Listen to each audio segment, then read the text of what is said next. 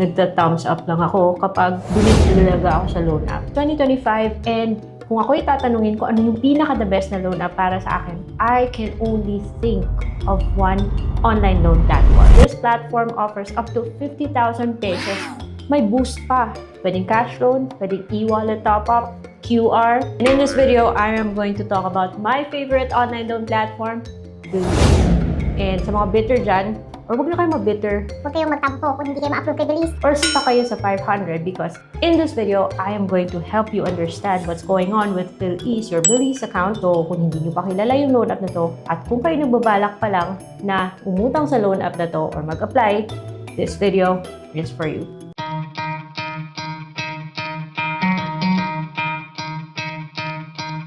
Hello everyone! Welcome back to my channel. It's Ate Red here. Marami tayong pag-uusapan about Belize.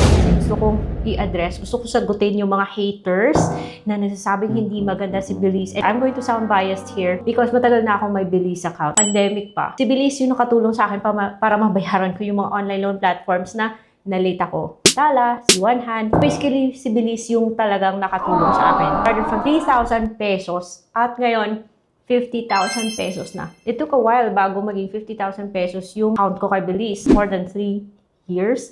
Hindi po ako binayaran ni Belize para gawin yung video na to. And if you happen to see the videos na sponsored ni Belize, this one and this one, that is because Belize asked for my permission to promote those videos. Without hesitation, I said yes. Believe po ako kay Belize. At sa mga laging reject, huwag po kayo mawala ng pag-asa. Hopefully, you will see this as a tip at pakatulong na ma-approve kayo. So, 50,000 pesos na ako kay Belize. I wanna focus on cash loan. Pwede mong gamitin yung buong credit limit mo at nasa baba, you can choose your term. Your minimum term is 2 months and your maximum is 12 months. And you can also choose to pay twice or once a month. Say for example, 50,000 pesos yung uutangin mo and you wanna pay it in 3 months, every month magbabayad ka po ng 18,995. Hindi ka makakautang ulit until natapos mo yung bayaran. Kung utang ka lang ng 20,000 pesos, syempre may natitira ka pang 30,000 pesos na pwede mong utangin. Pero saka mo yan marireplenish yung existing mong loan pag fully paid na. I-click mo yung continue para makita mo yung monthly installments mo. Let's say, take 50,000 pesos na may 12 months installment and once a month ka magbabayad as an example. Yung babayaran mo is 6,058. Continue. Sa inyo yan, basta cash loan, may flexibility ka.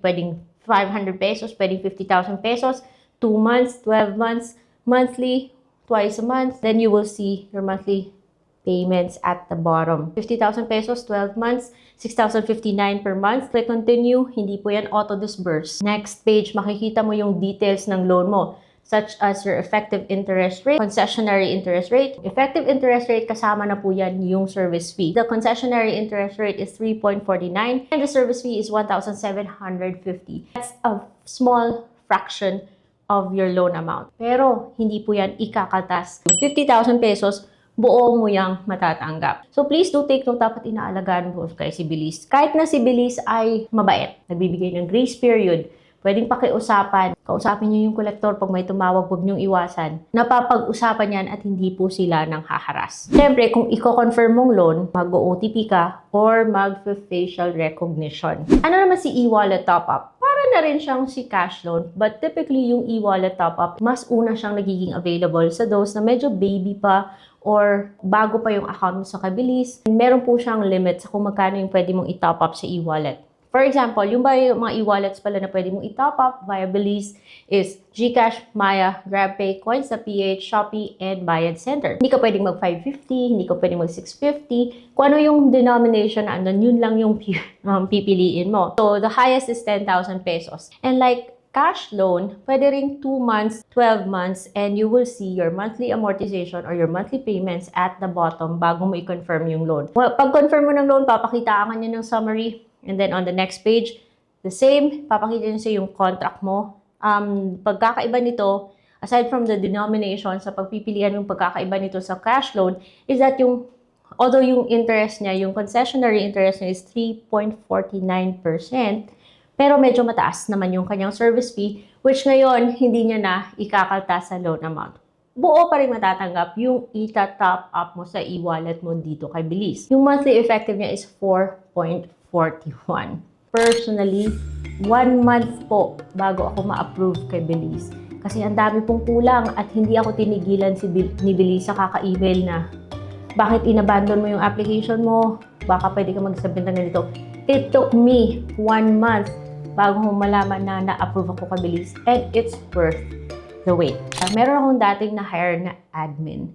He was also our bike mechanic. Yung sweldo niya from us was through GCash. And wala siyang bank account. Pero na-approve siya guys sa Belize. Show lang siya ng screenshot ng kanyang GCash transactions. Para ma-approve kay Belize, yung proof of billing na ipapakita mo is tugma sa address na nasa ID mo. Also make sure na yung pipiliing mong source of income is something that you can back up. May iba nagsasabi, wala akong payslip. There are other ways to prove na meron kang pumapasok na income.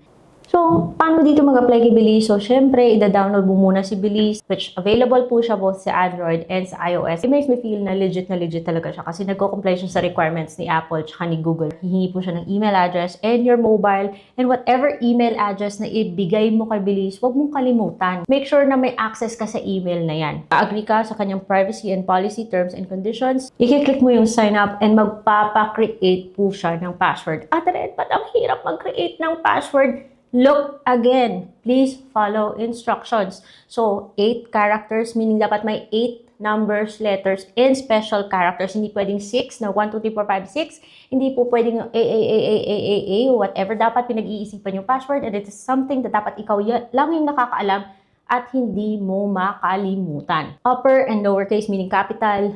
Tapos, may small letters, yung ganon. And dapat may numbers at special character. Share it twice. But ayaw pa rin pumayag. Baka hindi po kasi magkatugma. Click Save Password. And next is, as an added security, 4-digit PIN, Face ID, tsaka fingerprint. Guys, bago nyo sisihin yung isang app na nahack kayo, also, trace back kung ano yung ginawa nyo sa cellphone.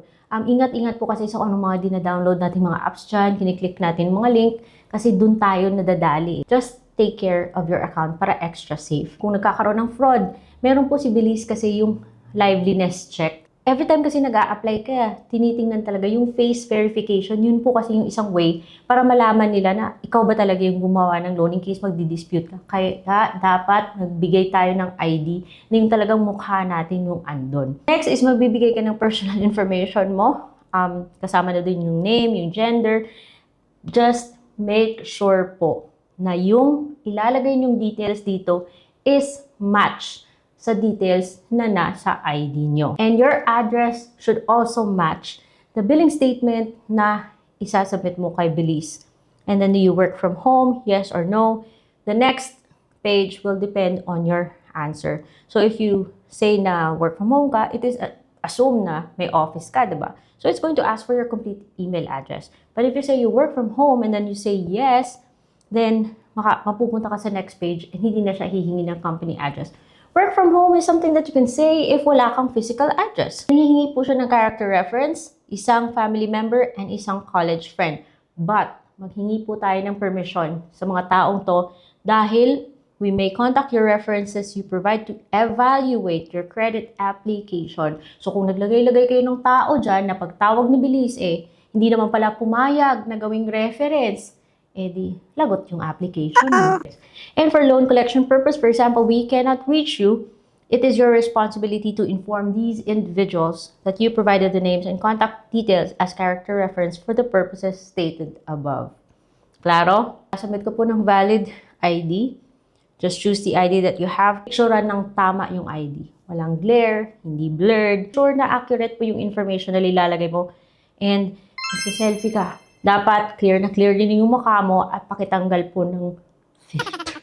Tell us about your income. Si Belize hindi po masyadong strict. But of course, it makes sense lang naman na ilalagay mo yung source of income that you can prove. Sinabi mong employment, syempre, hihingi po si Belize ng payslip. Saan ka pwedeng kumuha ng payslip? Doon sa HR nyo. Kung kailangan mo pang kumuha ng payslip, huwag ka muna mag-apply. Remittance. Meaning, tumatanggap ka ng pera from family or friends or whoever from abroad.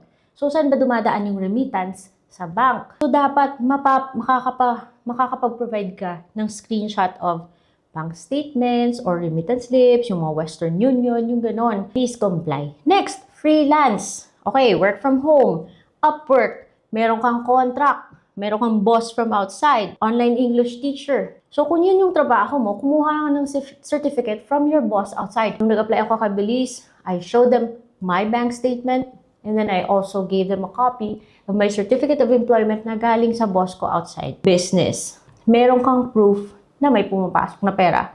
Kahit na GCash transactions, maaari yang i-accept ni Belize. So, proof of billing. Meralco, postpaid, mas maganda kung nasa pangalan mo. Pero okay lang kahit na hindi nakapangalan sa iyo yung bill mo.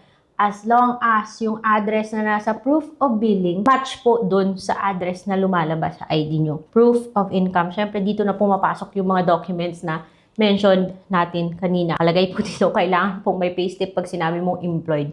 So, kumuha ka ng payslip sa HR mo. Kung walang problema yung mga documents mo, ma-approve ka naman in a couple of minutes. Except for me, it took me a month bago ako ma-approve. But it was worth the wait and patience. Prove ka kung walang sabit yung credit history mo. Again, remember that Belize is not just a submitting entity sa CIC.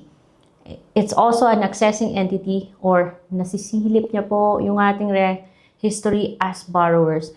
So, paano ka mapagkakatiwalaan na pautangin ng no collateral kung nakita pala ni Belize na may OLA kang hindi nababayaran? May iba na walang record sa ibang lending company na a-approve. Nagsisimula sa mababang credit limit. And you have to prove as a borrower na pagkakatiwalaan ka sa ganyang amount para pautangin ka ng malaki. Worth it po talagang maging patient dito kay Belize. So, that's about it, guys. And paano kung nawala yung cellphone? Paano kung nakalimutan yung password? Yung ganito. Si Belize, meron po siyang dedicated page sa kanyang website where it says, do you need help gaining or regaining access sa account mo? And medyo madugo siya, guys, because you have to prove na ikaw talaga yung account holder. That is why huwag mong kalimutan yung mga details na sinabit mo kay Belize. Kung kailangan mag-verify, then you can proceed with verification. So, para sa mga IDs na tinatanggap ni Belize, andito po. Okay, the list is here. And if you want to check my old videos about Belize, you can go to this link. Again, guys, kung nakikita nyo po yung thumbnails na ito na may nakalagay sponsored, I know you guys are concerned na baka ginamit yung video ko. But I just want to assure you guys, give them my permission. I was happy to let them use my video for their promotion because ang laki yung tulong ni Belize sa akin. And I believe na marami din si Belize na matutulungan, guys. This video is not meant para i-put down ko yung ibang mga legit na mga online loan platforms. Ito po yung favorite kong loan platform. Pero kung hindi kayo ma-approve kay Belize, you can also check other legit loan platforms. Andyan po si One Hand, andyan po si Salmon, andyan din po si C-Bank, yung mga legit. And you can check them in this playlist. So, I don't know what else to say, guys. Ang dami ko na sinabi and I hope na appreciate niyo po yung video na to. I'll see you on my next vlog. Bye!